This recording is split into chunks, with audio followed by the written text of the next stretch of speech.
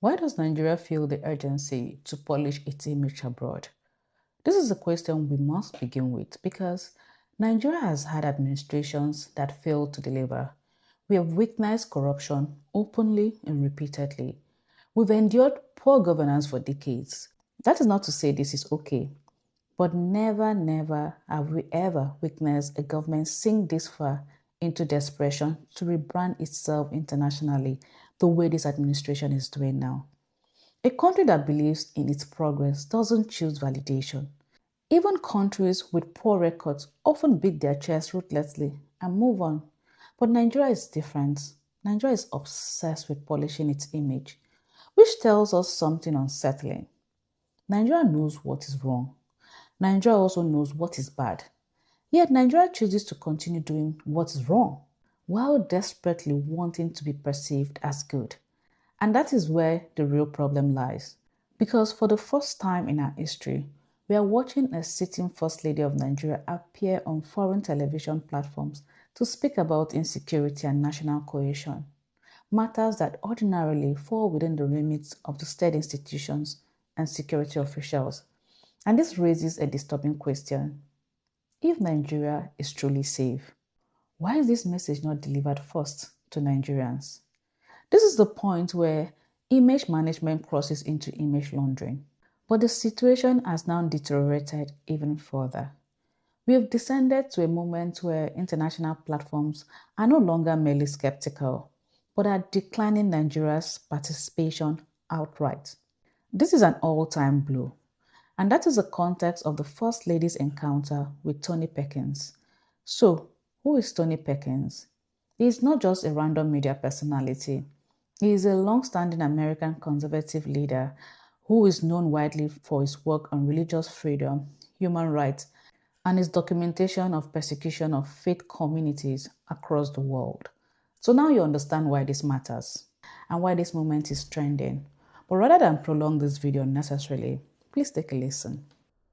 Growing trend all over the world, including in the United States, but especially in the Middle East. It's been there for a long time. That has gotten worse. Hamas is the quintessential example of that hatred for Jews and for Christians.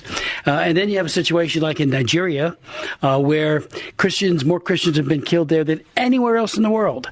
And you have a government in Nigeria that practices denial, a culture of denial. No, nothing to see here. They even hired D.C. a big firm here in D.C. The First Lady was here. She was here this week, and in fact, they wanted to come on the program to talk about religious freedom. And I said, I'm not going to give them. I'll meet with them. I'm happy to meet with anybody. Same here. But I'm not going to give them a platform to cover up what they're doing in Nigeria. And that's just what it is, a massive cover-up. You know, I met with a big delegation that came in, and it went for almost 2 hours. And the Attorney General of Nigeria said that this Bishop Anabe, who I had at 2 of my hearings, you were there. He testified right next to me. Right next to you. A wonderful man. He said, he's a liar. And I said, whoa, stop that, you know. And then they always do the thing, well, my wife's a Christian, or I'm a Christian, and my husband, you know, it's like, don't tell me that. What is happening as churches are being firebombed, people are being killed in cold blood, you know, abductions, which is very, very big there in Nigeria, of Christians especially, but others, but especially Christians. And there's this assault on faith that has gotten worse.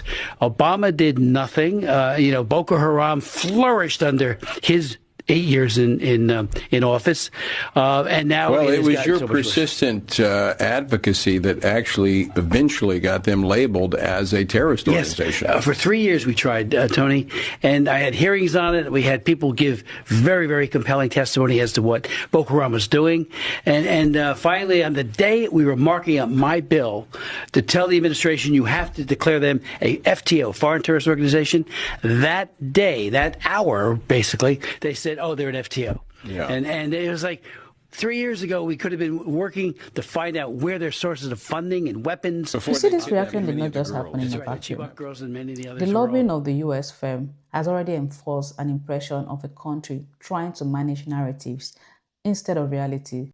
Yet even now, there are voices telling Nigerians to not demarket the country, as though the damage is coming from critics, not the conduct. But the truth is simpler and uncomfortable.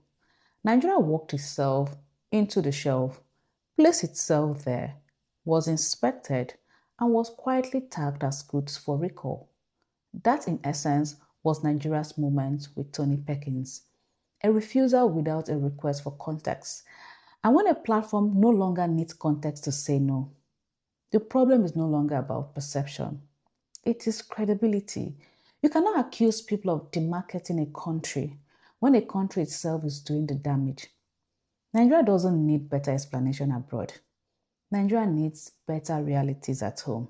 Because once credibility is gone, even context becomes unnecessary. It is a truth at a time. Take care and have a nice day.